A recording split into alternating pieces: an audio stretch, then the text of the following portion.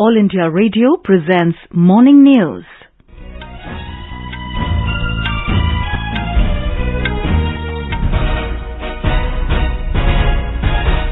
Good morning. I am Sarabjit Kaur and with me is Saira Mujtaba. The headlines. Prime Minister Narendra Modi to launch Indian Space Association this morning. Centre imposes stock limits on edible oils to soften prices in domestic market. NIA raids multiple locations in Jammu and Kashmir as part of government crackdown against terror-related activities. Two prominent leaders of Jammu region quit National Conference. Schools in Himachal Pradesh to reopen from class 8 onwards from today. India's COVID-19 vaccination coverage crosses 95 crore mark. India and China hold 13th round of Corps Commander level talks to address military standoff. India beat Nepal 1-0 in SAF Championship in Maldives. And in IPL cricket, Chennai Super Kings beat Delhi Capitals by 4 wickets to book a final spot.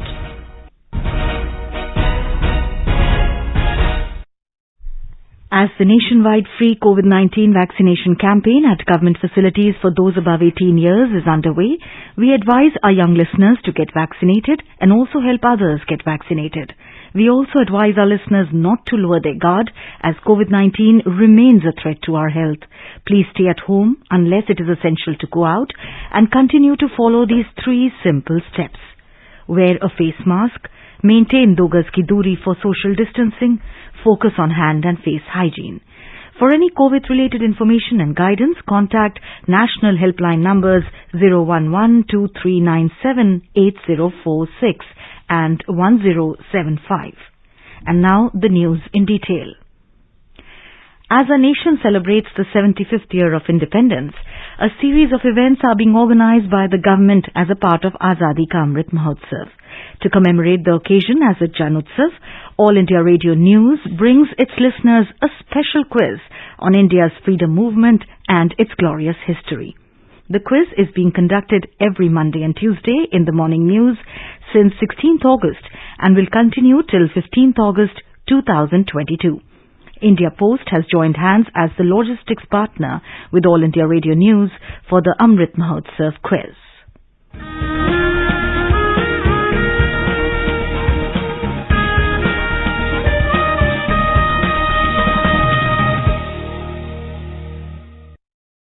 And coming to our 17th question of the Amrit Mahotsav quiz in English, the Battle of Plassey was a crucial victory for the East India Company. In which state is Plassey located now? I repeat the question. The Battle of Plassey was a crucial victory for the East India Company. In which state is Plassey located now? Listeners can send their responses to the question over WhatsApp on 8826546262, 8826546262, or through email on amritmahotsavquiz@prasarbharati.gov.in. amritmahotsavquiz@prasarbharati.gov.in. And now the news in detail. Prime Minister Narendra Modi will launch Indian Space Association or ISPA at 11 a.m. today through video conferencing.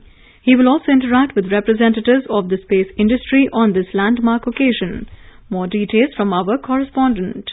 Indian Space Association (ISPA) is the premier industry association of space and satellite companies which aspires to be collective voice of the Indian space industry. It will undertake policy advocacy and engage with all stakeholders in the Indian space domain, including the government and its agencies. ISPA is represented by leading homegrown and global corporations with advanced capabilities in space and satellite technologies. Its founding members include Larsen & Toubro, Nelco Tata Group, OneWeb, Bharti Airtel, MapMa India, Walchand Nagar Industries and Anand Technology Limited. Other core members include Godrej, Hughes India, Ajista BST Aerospace Private Limited, BEL, Centum Electronics and Maxar India. Echoing the Prime Minister's vision of Atmanirbhar Bharat, ISPA will help in making India self-reliant, technologically advanced and a leading player in the space arena. Anupam Mishra, AR News, Delhi. Prime Minister Narendra Modi will launch the first ever National Infrastructure Master Plan, Pradhan Mantri Gati Shakti, on Wednesday. The Gati Shakti scheme was announced by Mr. Modi on Independence Day this year. This will bring together 16 ministries, including 7 core infrastructure sectors, on one platform to synergize project planning across stakeholder ministries to avoid duplication, expedite clearances, and plug gaps at the right time. The Gati Shakti platform will provide information instantaneously, allowing for better coordination. The plan is aimed at achieving 3 basic goals, that is, seamless multimodal connectivity to facilitate easy movement of goods and people, improved prioritization, optimal usage of resources, timely creation of capacities, and resolution of issues such as disjointed planning, standardization, and clearances. The Gati Shakti Master Plan will provide the framework for the National Infrastructure Pipeline Program and is aimed at making Indian products more competitive by cutting down the logistics cost and improving supply chains. More from our correspondent. Pradhan Mantri Gati Shakti scheme is aimed at giving a foundation for holistic infrastructure and an integrated pathway to the economy. It will help the country's local manufacturers turn globally competitive. The new initiative, worth over 100 lakh crore rupees, will also bring employment opportunities to the youth. The plan is to attract investment from all over the world for improving the infrastructure of the country. The scheme will also give a new direction and a fresh momentum to the overall infrastructure development of the country. The seamless multimodal connectivity will ensure seamless movement of goods and people and enhance ease of living as well as ease of doing business. With Dipendra Kumar, Suparna Sekia, AIR News, Delhi. Centre has imposed stock limits on edible oils to soften the prices of edible oils in the domestic market. Consumer Affairs Ministry said the Department of Food and Public Distribution has imposed stock limits on edible oils and oilseeds for a period up to 31st March next year. The ministry said the decision will bring great relief to consumers across the country. The high prices of edible oil in international market has a substantial impact on the domestic edible oil prices. The ministry said government has formulated a multi-pronged strategy to ensure that the prices of essential commodities like edible oils remain controlled. It said measures like rationalization of import duty structure, launching of a web portal for self-disclosure of stocks held by various stakeholders had already been taken. In Jammu and Kashmir, 2 terrorists were killed in 2 separate encounters with security forces in Kashmir Valley today. While 1 terrorist was killed at Kahagund in Verinag area of Anantnag district, another terrorist was gunned down in Gund Jahangir in Haji area of Bandipora district this morning. We spoke to IG Kashmir Vijay Kumar about the encounter. सबसे पहले Anantnag district में Anantnag police गई थी suspect को pickup करने के लिए, तो अंदर से फायर आया, पुलिस ने रिटेलिएट किया, उसमें 1 टेररिस्ट मारा गया और 2 से 3 टेररिस्ट भागे हैं और चार्ट की तरफ, जिसमें बाद में आर्मी को हम लोग बुलाए, कॉर्डन कर लिए, सर्च जारी है। दूसरा इनकाउंटर हुआ था बांडीपुर में आर्मी और पुलिस के साथ, उसमें 1 टेररिस्ट मारा गया है, इम्तियाज अहमद एलटी का, जो लास्ट वीक एक सिविलियन को मारा था। उसके साथ ही जो ऑलरेडी 3 अरेस्ट हो चुके थे और ये मिलिटेंट भी आज मारा गया है। दोनों इनकाउंटर में अभी तक 2 आतंकवादी मारे गए हैं, एक हमारे पुलिस वाले जख्मी है, जिसका ऑपरेशन चल रहा है अभी हॉस्पिटल में। The National Investigation Agency, NIA, has carried out raids at multiple locations in Jammu and Kashmir as part of government's crackdown on terror-related activities. NIA conducted raids across 9 locations in Srinagar, Anantnag, Kulgam and Baramulla yesterday. The raids pertain to 2 cases, one regarding the publication of Anti-India Propaganda magazine and another against the Resistance Front, TRF, an offshoot of terror outfit LET. NIA has also detained some people for their involvement in law and order cases. The National Conference suffered a major setback in Jammu as 2 prominent leaders, Devendra Rana and Surjit Singh Salatia, have resigned from the party. Rana, who was provincial president of the National Conference's Jammu region, announced his decision to quit the party at a media briefing yesterday. Rana, a former MLA and younger brother of Union Minister Jitendra Singh, was considered the backbone of the National Conference in Jammu province. Talking to reporters, Mr. Rana said his only concern is the interest of Jammu and the wishes and aspirations of the people of the region. Jammu के ऊपर कोई compromise नहीं होएगा। मैं अपनी सियासत छड़ देंगा, अपनी कैरियर कुर्बान कर देंगे, लेकिन जम्मू की कुर्बान नहीं होगा। और जब मैं जम्मू आखा ना, जम्मू का मतलब यह है जम्मू का हिंदू, जम्मू का मुसलमान, जम्मू का सिख, जम्मू का ईसाई, हर आदमी जम्मू का। जम्मू की अपना हक मिलना चाहिए और जम्मू का हक मंगना कोई गुनाह नहीं। लेकिन मैं तो एक गल दसी उड़ना चाहता, जम्मू के ऊपर कोई कॉम्प्रोमाइज। अगर मैं अपना 26 साल का पोलिटिकल कैरियर दाव पर लाना, बिल्कुल अपना दाव पर लाना और लाना कि शायद तारीख ने एक मौका देता है कि जम्मू की आवाज बनने लगी, भी कोई लालच नहीं है। The two leaders are likely to join the BJP in Delhi today.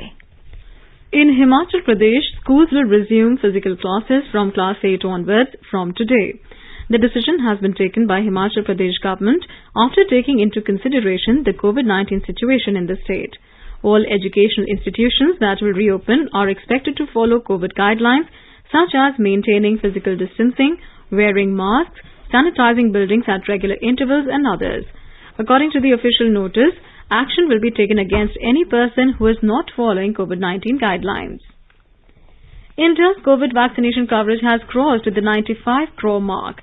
India has so far administered over 95 crore 14 lakh doses of the vaccine. Over 46 lakh 46,000 doses were administered yesterday. Health Minister Mansukh Mandavia said that India is marching rapidly towards administering 100 crore vaccine doses. He said the world's largest successful vaccination drive is in full swing and asked people to get vaccinated quickly and encourage friends and family to do the same. Union Coal and Mines Minister Prahlad Joshi has reviewed coal production and supply situation in the country. In a Facebook post yesterday, Mr. Joshi assured everyone that there is absolutely no threat of disruption in power supply. He said there is sufficient coal stock of 43 million tons with Coal India, which is equivalent to 24 days coal demand. He added that thermal power plants have rolling stock being replenished with daily supply. Moreover, with the withdrawal of monsoons, coal dispatches are set to rise in the coming days, thereby increasing coal stocks.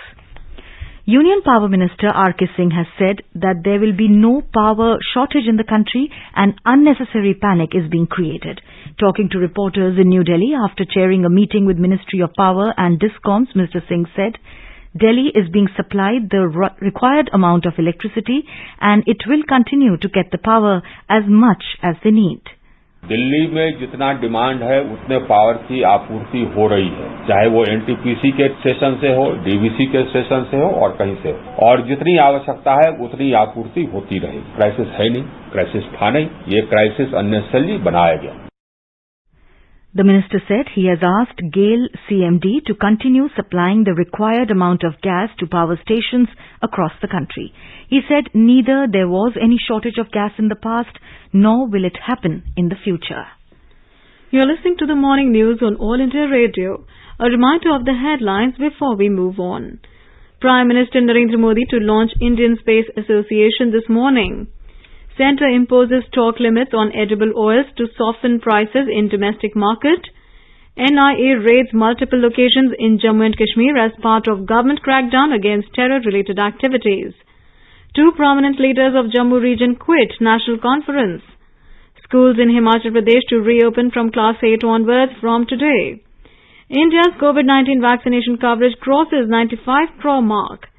India and China hold 13th round of Corps commander-level talks to address military standoff. India beat Nepal 1-0 in SAF Championship in Maldives. And in IPL cricket, Chennai Super Kings beat Delhi Capitals by 4 wickets to book a final spot.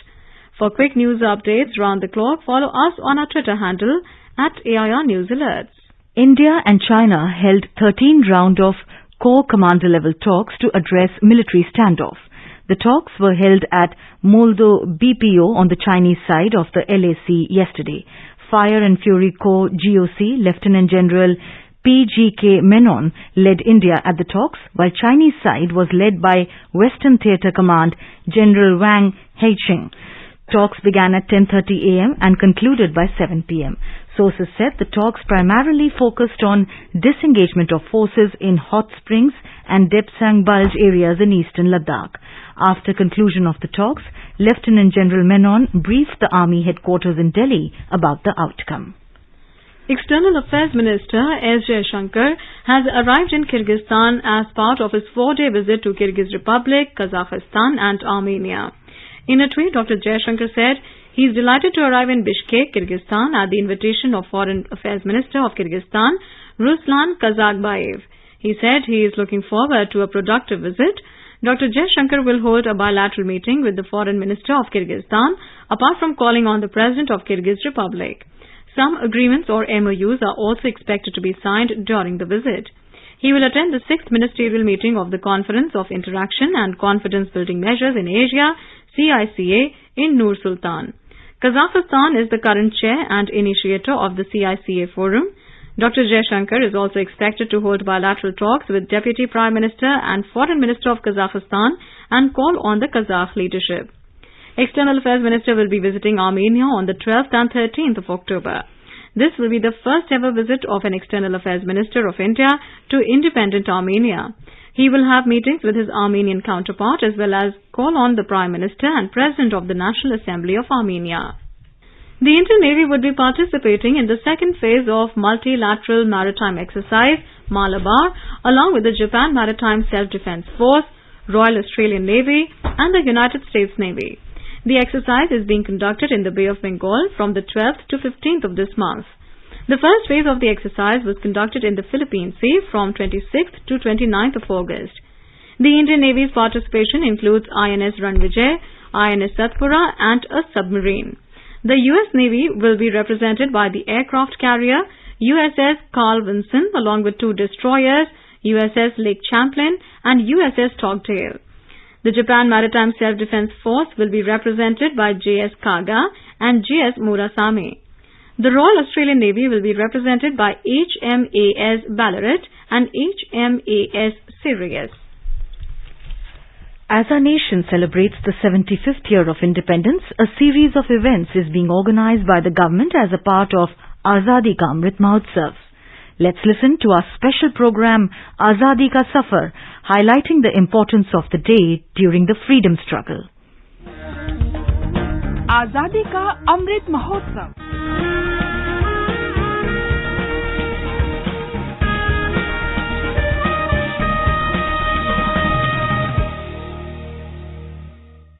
Azadi Ka Safar with AIR News.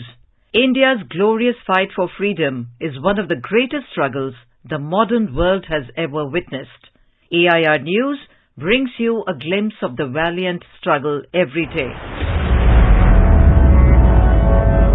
In today's episode, we celebrate the life and struggle of freedom fighter and towering political leader Lok Nayak Jayaprakash Narayan, who was born on this day, 11th of October in 1902. Popularly referred to as JP, he accepted the way of non-violence for social reconstruction such as Bhudan and Gramdan and used non-violent revolution during emergency period of 1975 to 1977 to bring about Sampurn Kranti, that is, total revolution to save democratic values. Vote ले ले और उसको हम कह दें कि बस ये जनता की हुकूमत बन गई, लोगों की आजादी न हो, इसको सिविल लिबर्टीज कहते हैं, शहरी आजादियां वो लोगों की न हो तो चाहे बेसिक डेमोक्रेसी कह लीजिए, पार्लियामेंट्री डेमोक्रेसी कह लीजिए, सोशल डेमोक्रेसी कह लीजिए, पीपुल्स डेमोक्रेसी, वो सब नाम है. During the freedom movement, Jayaprakash Narayan did not strongly believe in the philosophy of non-violence. He accepted the violent way of revolution for freedom movement and established Azad Dasta, which was a group of revolutionaries for freedom movement. He believed that the discussion on violence and non-violence is meaningless and both are good in the reference of freedom movement. However, later he became an ardent Gandhian and devoted his life to non-violent revolution for social reconstruction, which is called Sarvodaya movement. The works of Jayaprakash Narayan, which were based on Gandhian philosophy, prove that Gandhian philosophy remains relevant in the present context. We salute JP's undying spirit of love and dedication for the nation. We also remember freedom fighter and captain in the Indian National Army, Abbas Ali, who left us on 11th October 2014.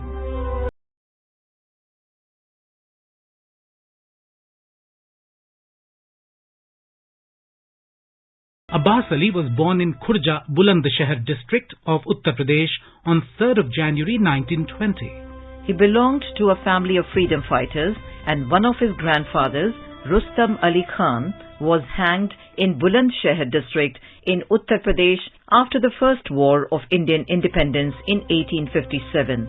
When Shahid-e-Azam Bhagat Singh was hanged on 23rd March 1931, Abbas Ali was just 11-year-old, but he participated in a protest march.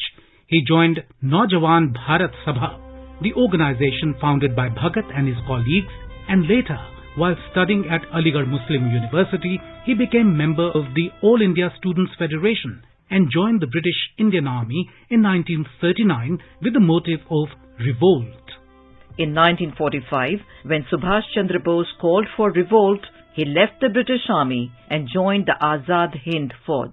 Later, he fought with the British Army in Arakan, now Rakhine state of Myanmar, but when the Japanese surrendered before the Allied forces, Abbas Ali was also arrested along with 60,000 fellow soldiers of INA. He was put in Multan fort along with 3 of his colleagues, tried, court-martialed and awarded the death sentence in 1946. However, when India gained independence in 1947, he was released and became politically active. Here is an excerpt of Captain Abbas Ali remembering the leadership of Subhash Chandra Bose during INA and British Army's fight in Arakan from an archived interview.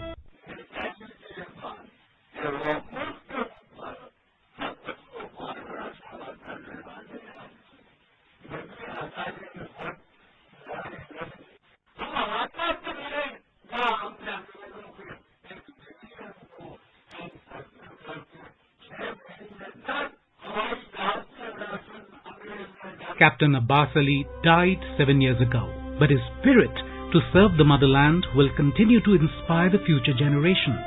We salute his love for the nation.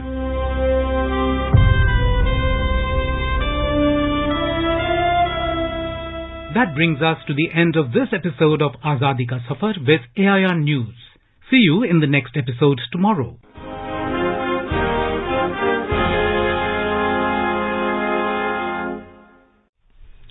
On to sports now. In SAF Championship, the Indian football team registered their first win of the tournament over Nepal. Sunil Chhetri once again proved saviour as he rescued the Indian team, helping it record a 1-0 win over Nepal. In the last 2 games, India were held for a draw by Bangladesh and Sri Lanka. Nepal had pushed themselves to the limit to hold India to a draw in the SAF opener game on 4th of October. India are now placed third with 5 points from 3 matches. On the final day of the round-robin stage to be played on 13th of October, India will take on Maldives, while Nepal and Bangladesh will fight it out among each other.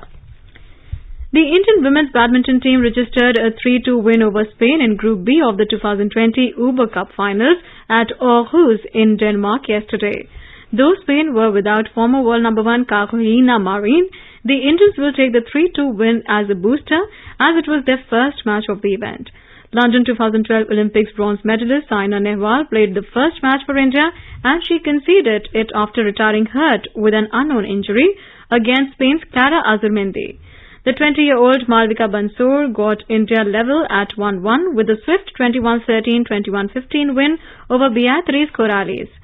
The Indian women will next play Scotland in Group B tomorrow. In cricket, Chennai Super Kings CSK sealed a spot in finals of the IPL 2021 as they beat Delhi Capitals by 4 wickets in the first qualifier in Dubai last night. Chasing the target of 173 runs set by Delhi Capitals, Chennai Super Kings achieved the target in 19.4 overs with the help of 70 by Ruturaj Gaikwad and 63 by Robin Uthappa. CSK made 173 runs in 6 wickets. Ruturaj Gaikwad was declared player of the match. Chennai will now play the finals on Friday, that is 15th of October in Dubai, while Delhi will get one more chance for an entry in the finals as they will play in Qualifier 2 on Wednesday. Royal Challengers Bangalore RCB will face Kolkata Knight Riders in Eliminator today, where the winner will play Qualifier 2 versus Delhi Capitals. And now let us take a look at the weather update for today. Srinagar will witness partly cloudy sky with 1 or 2 spells of rain or thunder showers. Jammu again will have a mainly clear sky with minimum temperatures ranging from 23 degrees Celsius, maximum around 33. Leh is expected to have partly cloudy sky. Gilgit will have generally cloudy sky with possibility of rain or thunderstorm. Muzaffarabad, the minimum temperature was 18 degrees Celsius, maximum will be around 30 degrees. The national capital Delhi, the minimum temperature was 24 degrees, maximum shall be around 36 degrees Celsius. Mumbai may experience rain or thunder showers towards the night. Kolkata, minimum temperature 28 degrees Celsius, maximum around 36. Chennai is expected to have generally cloudy sky with moderate rain. Bengaluru will have a generally cloudy sky with heavy rain. Hyderabad, the minimum temperature was 22 degrees Celsius, maximum will be around 33 degrees. Guwahati, minimum temperature around 24 degrees, while the maximum may go up to 35 degrees Celsius. Imphal will have generally cloudy sky with 1 or 2 spells of rain or thunder showers. Shillong, the temperatures will hover between 16 and 24 degrees Celsius. And now an overview of today's newspapers. With the onset of festivals, Mission 100 Days launched to curb COVID during festivals is the opening lead in Hindustan Times. In some respite to woes of power consumers, ample supply, no power crisis, says government, informs the Business Standard. With the spate of killings in the valley, top raw IB gumshoes in J&K, NIA quizzes dozens, writes the Asian Age. Seeking a forward movement, India-China hold fresh talks to end border row, writes the Pioneer. In a bid to simplify the complex regulatory regime, telecom licensing rules to be revamped, states the Financial Express. The Pioneer carries a photograph of the visiting Danish Prime Minister and her husband posing for a photograph inside the premises of the historic Taj Mahal. And finally, the Indian Express informs, in northwest Delhi, dip in street crime since launch of all-women patrol team. Before we end the bulletin, a reminder of today's question of Amrit Mahotsav quiz. The Battle of Plassey was a crucial victory for the East India Company. In which state is Plassey located now? I repeat, the Battle of Plassey was a crucial victory for the East India Company. In which state is Plassey located now? WhatsApp your response on 88265 46262, 88265 46262, or through email on amritmahotsavquiz@prasarbharati.gov.in. amritmahotsavquiz@prasarbharati.gov.in. Celebrate 75 years of India's independence by participating in Amrit Mahotsav quiz with AIR News. And now, before we end the bulletin, the headlines once again. Prime Minister Narendra Modi to launch Indian Space Association this morning. Centre imposes stock limits on edible oils to soften prices in domestic market. NIA raids multiple locations in Jammu and Kashmir as part of government crackdown against terror-related activities. 2 prominent leaders of Jammu region quit National Conference. Schools in Himachal Pradesh to reopen from Class 8 onwards from today. India's COVID-19 vaccination coverage crosses 95 crore mark. India and China hold 13th round of Corps Commander level talks to address military standoff. India beat Nepal 1-0 in SAF Championship in Maldives. And in IPL cricket, Chennai Super Kings beat Delhi Capitals by 4 wickets to book a final spot. And with that, we end the morning news. Have a nice day.